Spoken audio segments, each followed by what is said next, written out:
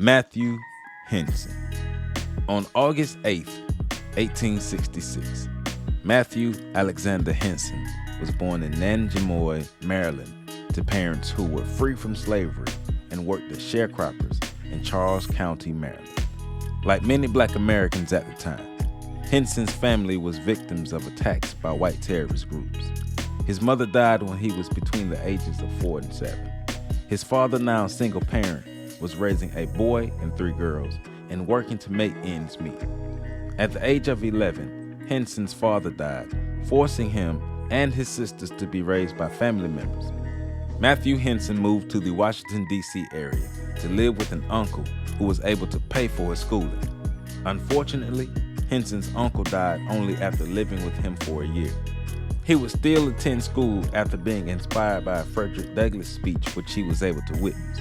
He moved to Baltimore, Maryland to find work, which he did find. He worked as a cabin boy on a merchant ship called the Katie Hines, which traveled from continent to continent, from Asia to Africa, exposing Henson to the world for the first time. The captain of the Katie Hines became fond of Henson and took the time to teach him how to read and write. Unfortunately, another important person in Henson's life passed away. Captain Childs, captain of the Katie Hines, passed in 1884. From there, Henson moved back to Washington, D.C. to make a living. At this time, Henson was a world traveler. He developed skills to make a living, and this was just the beginning of his pioneering journey. In 1887, he found work at the clothing store B.H. Steinmetz & Sons. This was the location where Henson would meet Commander Robert E. Peary, who was a famed explorer and officer in the U.S. Navy. The two men had a conversation, and during the conversation, Peary learned of Henson's travels and exploration skills.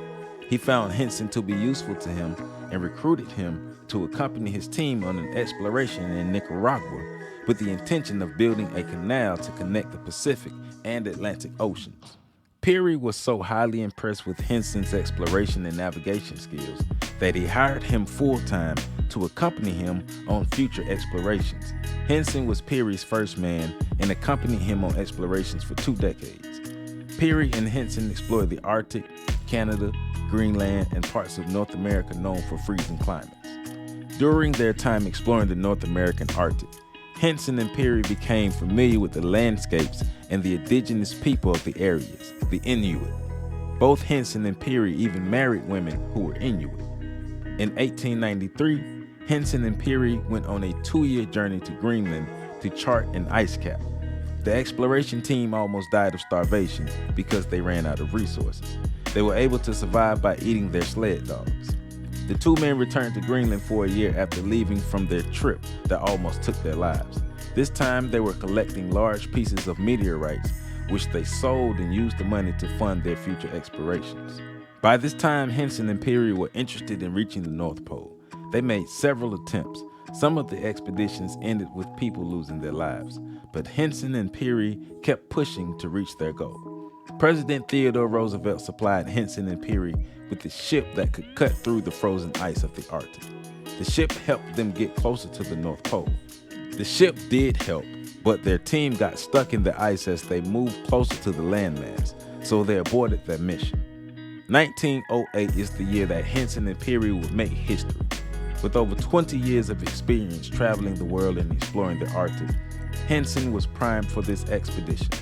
He was able to build durable sleds, properly train the sled dogs for the mission, and his knowledge of the land greatly helped. Henson and Peary were accompanied by 4 Inuit people and 40 sled dogs. The team reached their destination at the North Pole, led by Mr. Matthew Henson.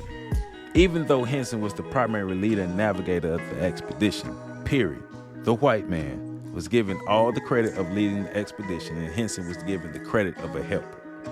After the expedition, Peary spent years working to prove that he and Henson did reach the North Pole.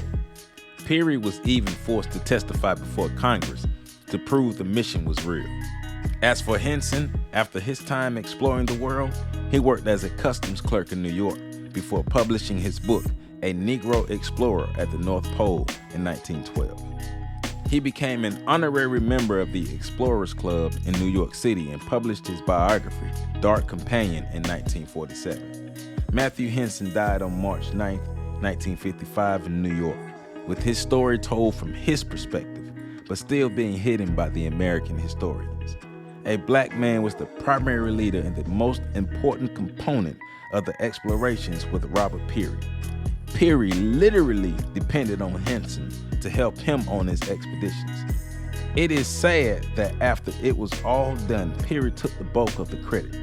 But we are here today to make sure our people know the truth of Matthew Henson. Mr. Matthew Alexander Henson, we proudly stand on your shoulders. And for more information, please visit my website at www.ontheshoulders1.com. And you can support me on Patreon at patreon.com/OTSOG. And make sure you check out this next video that's coming up because, it's fire too. So appreciate y'all.